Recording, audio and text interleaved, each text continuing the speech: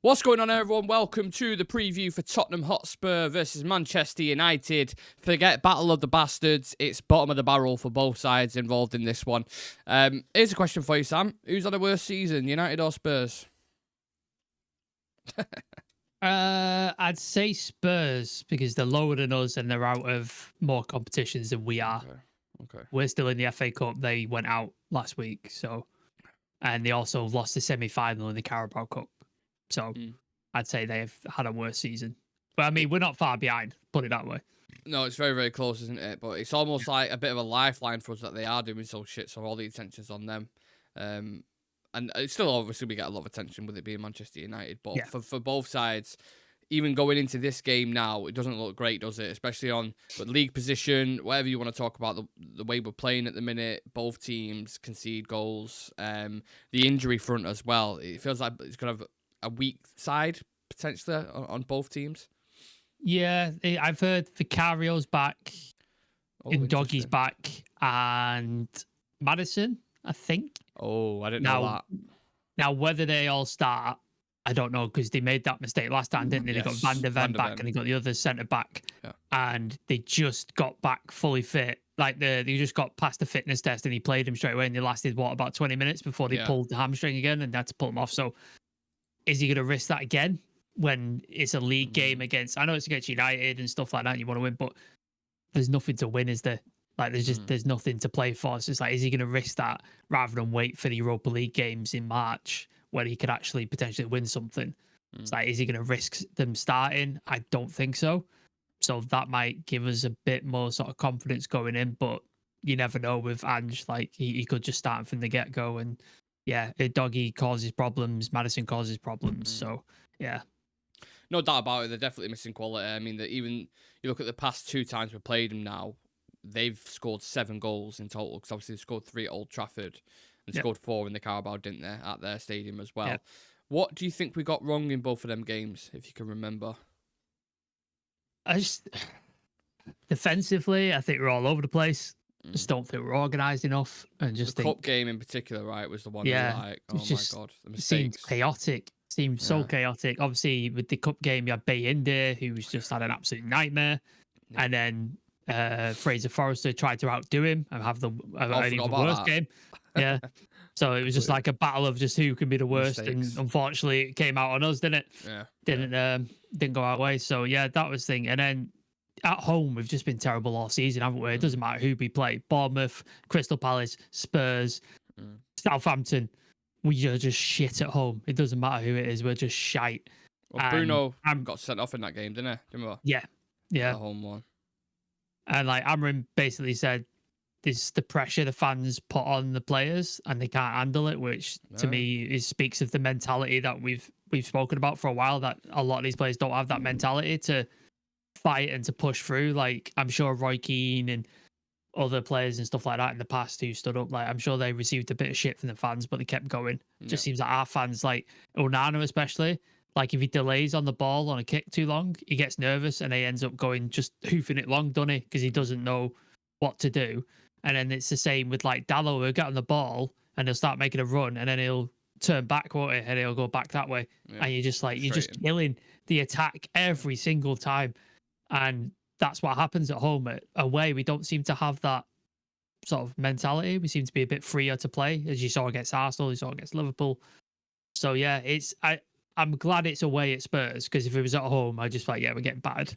That's what's weird happening. Notion, that, isn't it? The fact that at the moment we'd rather prefer an away game than a home game. And call it what you want. And I know they're not a top 6 team at the minute. Traditionally, they are in the kind of top 6, top 8 when they've got all the players fit and available. So I don't know if they choose to go attacking. I feel like that could favour us slightly. Can exploit those spaces. But again, depends on how they set up, who's available in the team. You just don't know, do you? And I know there's a lot of issues at the moment with United. But what's one immediate thing that you would instantly change on the pitch? If you had a magic wand and you can just go sort that out straight away. Off the pitch, there's a lot of things that we would do, but specifically on it. Goals. Yeah. Get me a striker who can score some fucking goals, please. Yeah. That is the number one issue. Like, we don't create enough chances, and the chances we do create, we're not putting in the back of the net. So let's create some chances and let's score some goals. They're the two things I need to sort out. By the way, the 11 I sent you, I'm gonna have to change it because I've just remembered we signed Dorgu. Yeah. Well, And I was just about to ask you about that. I didn't put him Yeah. in my team. I was like, I Yeah. forgot. I was like, you sticking with Dallo for the sake of it? Or... I just remembered that. Oh shit, yeah, we have. Yeah, got I was doing the graphic. I was like, Dallo. I was like, is he still playing? It just clicked to me now. I just forgot. Yeah, But yeah, sorry. Yeah, I think if we had a striker who could score goals or like an insane amount of chance creation, that would help so much because that just seems to be the issue, doesn't it? We don't create enough chances, and the chances we do create, we don't score. So yeah, I'd sort that immediately. Yeah. The wing back, I mean, we spoke to Carl Anker about it, didn't he? He was like, we definitely need goal scorers, but it's the build up to the goal as well. Like how that moves forward, we definitely need to work on that. And just attacking phases. I hate when I watch teams in the final third and everything's just so, even Tottenham could be an example of it. I know they're awful defensively, but attacking wise, when they're clicking, they are one of the best teams to watch, I think, in the league. That's his whole philosophy, though, isn't it, Ange? Like it's full brunt, go out, bomb kick forward, and sink it, and just go. Yeah. And you saw the success he had with that, like early last season, like the first half of the season, they were flying. Yeah. So you saw like what can happen when it goes right, but when it goes wrong, it leaves you exposed. Like you remember that Chelsea game when they had 2 players sent off and it was 9 men and they defended on the halfway line. Like that's just who he is. Like it doesn't matter what sort of the situation is. That's how he's going to play. Principles, doesn't it? So you die by the sword, you live by the sword. Like that's the way it is. I do think there's a lot of similarities though, because if you remember, obviously under Eric Ten Hag, how chaotic them games was and how many injuries we had. Look how chaotic their games now at the minute, and how many injuries they've got. Their injury list. I don't know that those players that you mentioned they might be available, but as of let's say in the last couple of the games that they played, there was no Solanke, Dragisin, Werner, Romero, Johnson, Madison, Udoge, Vicario, Van der Ven, and Richarlison. That's how many players they're missing. Before that, Bentancur was suspended for 8 games. Was it for the racist song on the bus? Was it for the Son or something like that? Song Young Min, he said something to him, I think. No, well, it was a racist song on the bus, and then Son spoke to him about it, I think. Oh, right, okay. It wasn't about Son. Oh, I thought it was a comment or something on Instagram. No, so there's that. So it's not been good for Spurs, and the players that are out have been the players that are performing, like Van der Ven, I think he's a fantastic top defender. Solanke, I didn't have hopes for, but it seems like he started to bag goals, didn't he, for them? Brennan Johnson scored loads of goals for him. Johnson's been good. Yeah. So they're players that are important to them, obviously important to the system. So when you take them out, as you saw with Eric Ten Hag, it falls apart very, very quickly. And people like saying to you, oh, the manager's got to adapt. You've took Rodri out of City, and now they can't fucking win a game. Yeah. Like, do you know what I mean? Like, this is how, when you play systems and you play these sort of like formation stuff, you take certain players out, the whole thing falls apart. Same thing happened to Liverpool. They took Van Dijk out of the team. It fell apart, didn't it, in the season? Like, this is what happens. Like, it's the same with Spurs. I mean, they've been playing Archie great at centre back. They've been playing at left back, and then Dragisin was like the second, third choice centre back. He came in, he's done his knee in or something, or his hamstring. Yeah, ACL. So they're completely fucked at the back. I mean, with us, it's not as bad. It's not as bad as it was under Ten Hag, but still, Lissandro, no Shaw or Mount again. Johnny Evans obviously missing as well. But then these random ones that Amarin touched on today, he didn't say who it was, but he said someone is ill.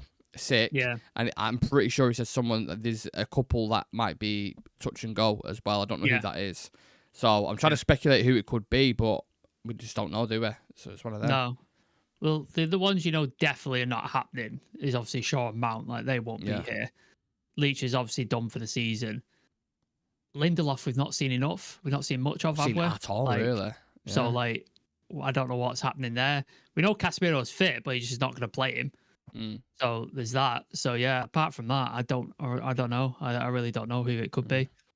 Well, with that in mind, because there's so many players out, I thought it'd be fun to try and create a combined 11, Sam, of United and Tottenham, and let's see where this one The goes. ones who are fit? Yeah, so the ones who are fit. Right, okay. At the minute, fit and available. I mean, does that benefit us more? Or it probably does, given how many players Tottenham have got out. So let's start with the goalkeeper. I don't know if Cario, I'm going to go off your words, if he is ready and available. I would This was according to Ange in the press conference. Okay. So, well, let's assume that he is then.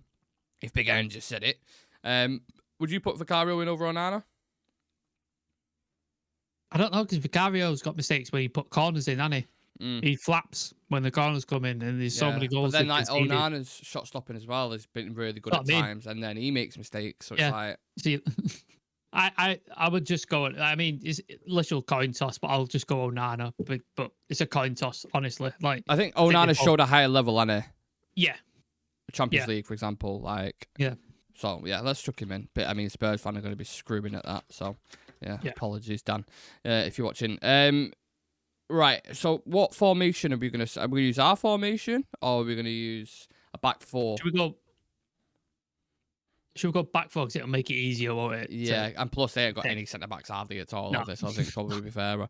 But then it comes into the discussion that if it is a back four, I quite like Mazraoui as a right back in a back four.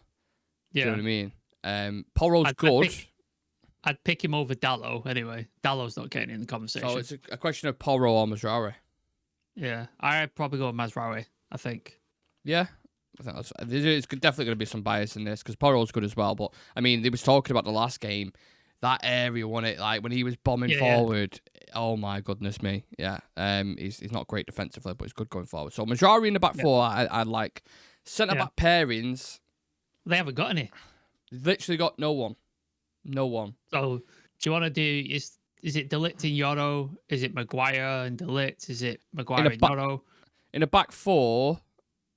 I would push more towards De Ligt and Yoro, probably. Me personally. Let's go De Ligt Yoro then. Yeah. De Ligt, Yoro, Jesus Christ. We've got to get a Spurs player in here because... have they got left back? Well, if a Doggy's back, I'd throw a Doggy in there. Yeah, Doggy. Yeah, Doggy. Yeah. Because I've not seen enough of Dog. I've not seen enough of Doggy to put him in. So yeah. Right. This is where we'll do the DMs first. So like a double pivot. Yeah. Basuma's got to go in there for me as one of them. Basuma and Igate? Or is that too defensive? Yeah, this is interesting now, isn't it? If you want, is it Basuma or Igate? Is it? Yeah, I think it's one of yeah. I say Igate. I don't know. I would have done a few weeks ago, but it's kind of like. I think Basuma's done it, proven it more. We'll leave that to viewers. I'd go Basuma personally, so I'm going to go Ugarte, so we'll leave it to you guys. Let us know in the comments. Alongside him, you need a bit more of a creative player. Manu, would you go for, potentially? Who's their choices? Who they got? I'm trying to think, as the players fit. It's weird, because they have Bentancur, for example, but then he's a really defensive player. No. But they play, like, when they play a midfield three, they have really attacking ones. So they'll have Madison and Kulusevski as the two, like, 8s and 10s. And then they'll have one Sarr or Basuma, typically, from what I've seen. So I don't know. Yeah, I'd stick Manu there and then maybe put Kulusevski in the 10. Would you do that? Over Bruno? Yeah. You'd have Kulusevski over Bruno? This season, I think Kulusevski's been excellent. I think Kulusevski's... Bruno's been inconsistent with his form, but I think Kulusevski's been excellent this season. Oh, that's a tough one. I do really like Kulusevski. He's a top player. Unless you want to put him on one of the wings of the forwards and put Bruno in there. The only time I've seen Kulusevski though is either right wing as a 10. So, and I'm thinking right wing.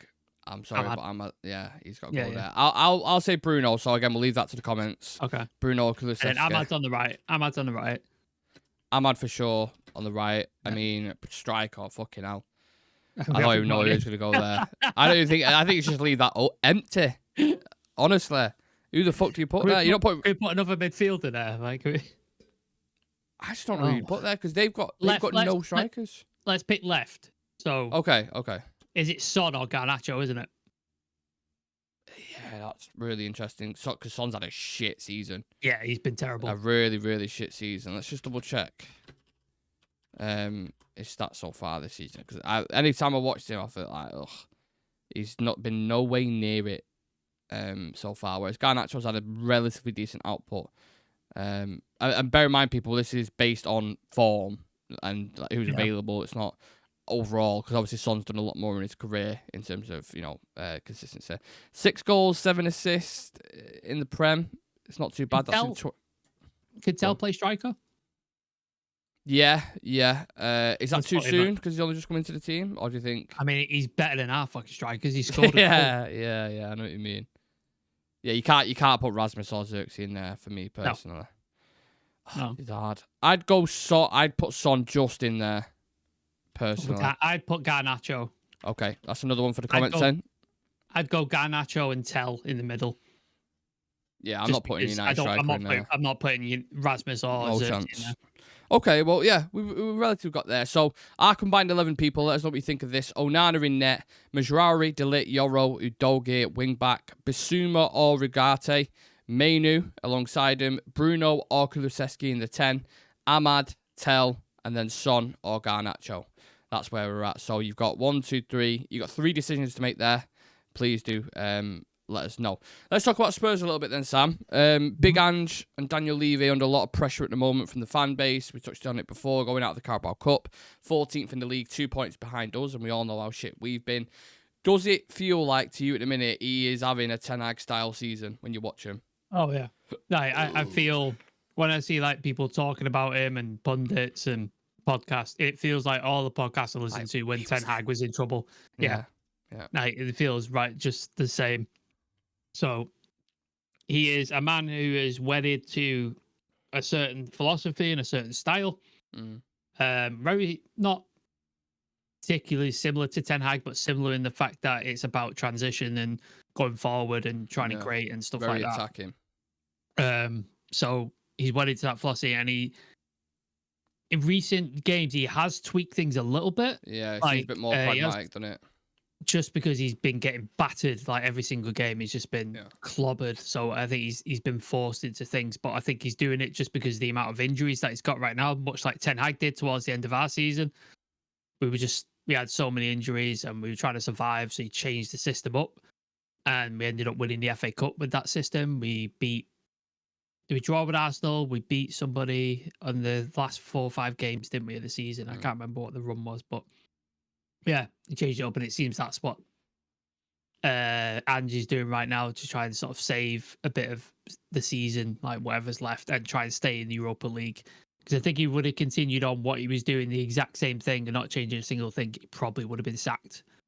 I think. But now he's trying to make changes, trying to limit damage, and maybe we might expect a similar Spurs, which we all know how good United are at breaking down teams who are sitting in. That's always fun to watch, isn't it, with United? Just going round in a fucking circle.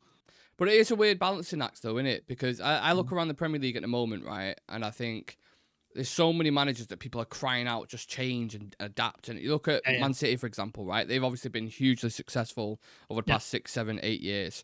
Pep is continuing doing what he's doing and saying, nope, not going to change anything. We're still going to play this style. And they're still giving away goals. They're still very open at the back.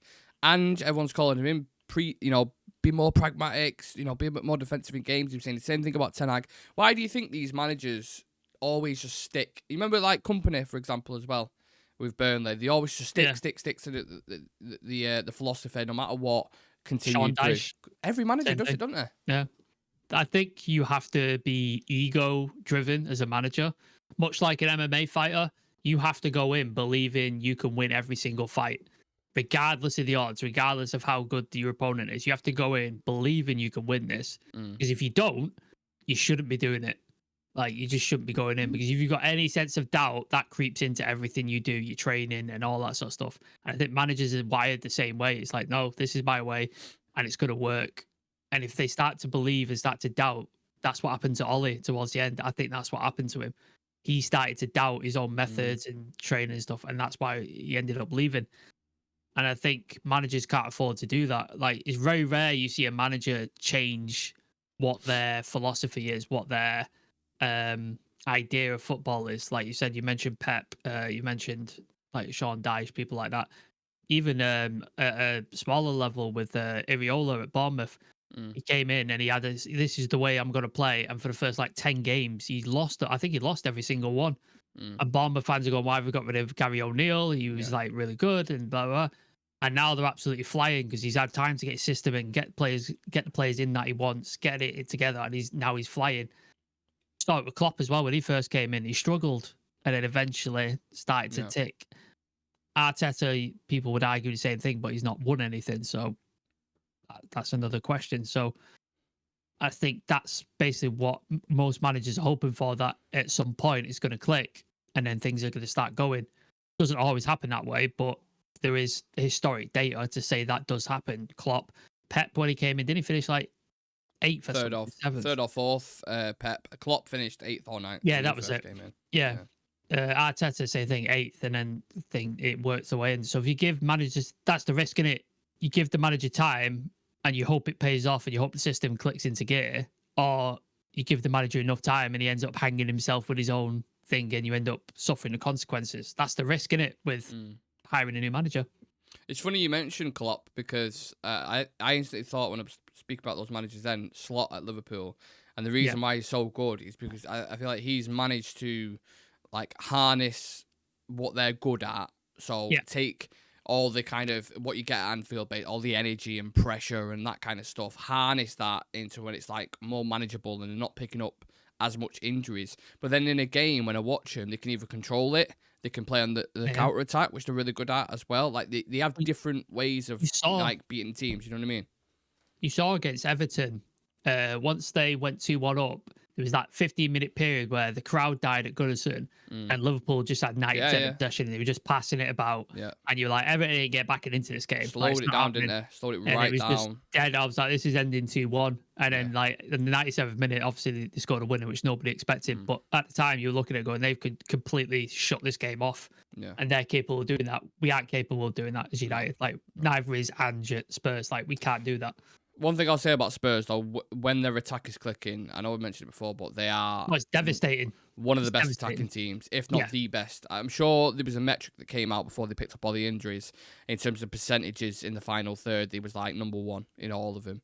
So they're definitely an exciting team when they have that, but it's kind of like, how long do you wait before, do you know what I mean? Because they're in a really bad position at the minute. If they go out the FA Cup, the Europa League, they're kind of clinging on to. If they don't do that, I mean, and you finish 17th or what have you, it's not a great season, is it? So yeah. Right, ones to watch in this game for you, Sam, for United, who are you going for? I mean, the obvious answer is Ahmad, isn't it? But I won't pick him. I will put Dog in my team, even though it's not on the graphic, which people will see. Like, I forgot that we signed a left back. So yeah, I'm hoping he plays at left back. Please, Amrin, please put him at left back. Like, please. So I think he'll be exciting to watch because the little bits that I saw, the 45 minutes, I thought he got forward really well. He spanned players. He sort of got into dangerous positions and stuff. So I'd like to see more of that at a left back position. That'd be really interesting. If they could play Ahmad right wing back and him at left wing back, I think that would be my ideal setup. That's what I'd like to see. I think that Dorgu clash is going to be interesting with Porro bombing forward as well to see how that kind of dynamic works. If it is Dorgu starts there or Dalot, I think that's one key area. For Spurs, when I've watched them personally, I really like that Bergvall in the midfield. You know, the really good. young blonde kid looks really, really good, and he's someone I would actually look at. Obviously, Spurs haven't signed him. I think, at United, it would have been interesting. He had a trial at United when he was 15, I think 15, 16. And we didn't end up picking him up. So, yeah, there's a photo of him out there somewhere in a United jersey on trial. So, yeah, he had a trial at United. I didn't know that. When somebody was speaking about him on a podcast and they mentioned he was at United, I was like, fucking hell. I Googled it and then I found the image and stuff. So, yeah. Interesting. For you, anyone who shines for you on Spurs, Sam? Are you going to say Kulusevski or something like that? Yeah, Kulusevski is the one. I think he's a phenomenal player. And he's been unleashed when he's been moved now, since he was playing out wide for the most part, wasn't he? Now he's been moved more centrally. I think he's been more effective. He's been more dangerous. He's more involved in play. He's getting on the goal scoring front as well, scored a few goals. So yeah, I really like him. And apparently he's really highly rated across Europe. People have said he's a fantastic player, but he's never quite hit the heights. And I think he's starting to show something really, really sort of high level from him. So yeah, he's the dangerous player for me for Spurs, because I think Son's fallen off a cliff completely, and then they've got no strikers at the minute to worry about. So I think Kulusevski is the one that you got to look at and be like, yeah, he's the dangerous person. Well, our danger man in Ahmad and their danger man, who you think Kulusevski, have a connection. Do you know what that connection is? The danger between who and who? Kulusevski and Ahmad. Did they both play at Atalanta? Yeah. Both came up through Atalanta. And Romero did as well, I believe. Ah. So, yeah, they've got a few scouts over there. We've obviously got a few scouts over there as well. Quite a few talents who come up through Atalanta. They've got a good academy system there. So, yeah, something in common there. As well as the league position and how shit we're both doing. Now, quick fire questions. Percentages on this game. If you was a bookies, let's call it Sam's bookies. Of United to win. United to win, Spurs to win, draw, etc. Like, which way would you lean? Honestly, the win percentage is 50-50. Either way. Like, I genuinely could not call. Yeah, I agree. Could go either way. So let's go 49 each, and then whatever's left in the middle, that's the draw. 2%. Yeah, I like that. Who's more likely to win a trophy this season? I'd say United because we've got 2 competitions. They've only got 1. So play the percentages. No, they've got 2 as well. They're in the FA Cup, aren't they? No, they got knocked out. By who? I can't remember, but they got knocked out. They beat Tamworth, didn't they? Yeah. And then they went through.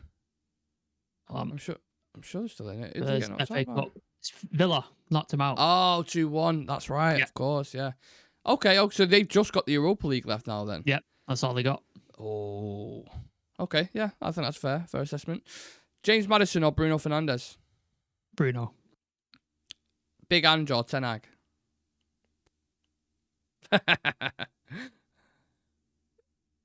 You know what would be an interesting thing about them? To see who concedes the most goals by the end of this season. Oh, Jesus Christ.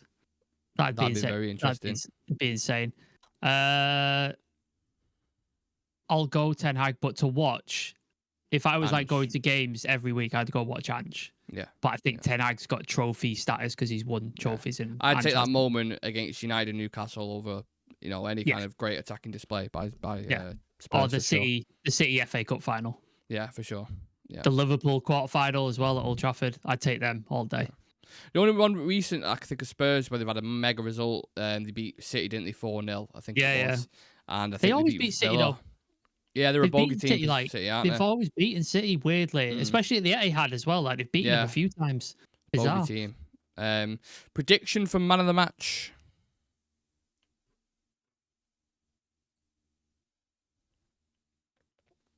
The Lit. Okay. I've picked a name at random. I haven't really put any thought into it. Yeah, that's fair. Right, let's get into the starting 11s then. My team's on the screen first, so I'll just go through mine quickly. Onana, Yoro, De Ligt, Masraoui. I think that's best to deal with Tottenham stretch. You've got a bit of pace in there, you've got a bit of steel, but also Masraoui's decent. You can't play Maguire in that. It's too slow. With the pace they've got. The rotations as well, the fluidity up top. I mean, nightmare. Ahmad and Dorgu at wing back, and then I've got Ugarte and Bruno Fernandes in the midfield, and then Garnacho, Mainu, and Højlund. But I do concede when Sam's team goes on the screen, certain options in there that I might go towards as well. So talk me through yours, Sam, if you can. So I've got pretty much the same team. Ignore Dallo at left back because I forgot we had Dorgu. So I've got the same back 5 or 3 with the 2 wing backs. Ugarte, Bruno, same as Nick. And then I've not put Mainu in the 10. I've gone Garnacho and Xerxes and then Højlund up top because I want to see Xerxes with Højlund. I want to see a game of it to see how it works, if he can affect it, if he can provide more opportunities for Højlund, and if he can link play with Garnacho, and that we can sort of build some sort of fluid system there. Like I want to see it more than like 20 minutes in a game. So yeah, I've put him in there, and I think he deserves it. I think Xerxes done well in a really shit couple. Is he better off the bench for you though, or better off starting? I think Garnacho's better off the bench. But yeah, you're right with Xerxes, similar, isn't he? Like he seems when he comes off the bench, he seems to be more effective than when he starts. And it's same with Garnacho. But I've got a lack of options. Like I can't start anyone then, can else. I haven't got anybody else. Like Rashford's gone, Anthony's gone. 3 goals in 2 games for Anthony as well, by the way. Yeah. And it was Mainu or Xerxes, and that was my choice. So I went Xerxes. Yeah. That's fair enough.